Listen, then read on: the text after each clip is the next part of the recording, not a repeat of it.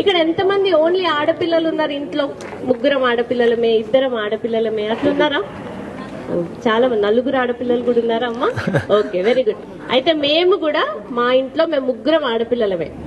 ముగ్గురు ఆడపిల్లలే, నలుగురు ఆడపిల్లలు అనగానే సమాజం ఏమంటది? సొసైటీ అయ్యో ఏం పాపం చేసేసారో అన్నట్టు చూస్తారు కదా. అయ్యో పాపం అంటారు.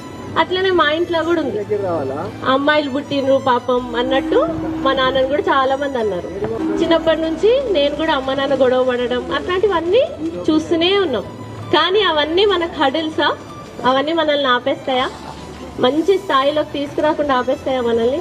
అవన్నిటినీ గెలుచుకొని దాటుకొని మనం మంచి పొజిషన్ లోకి వస్తే అప్పుడు ఆ సమాజమే అందరూ మనల్ని సెల్యూట్ చేస్తూ ఉంటారు. నేను ఎప్పుడు ఈ విషయం చెప్తూ ఉంటా, మా నాన్నకు నాకు ఏ బంగారం కొనిలే, మా నాన్న నాకు ఏ ఆస్తి కొనిలే, మా నాన్న నాకు ఏ పొలం కొనియలే. మా నాన్న నాకు ఏమిచ్చిండు?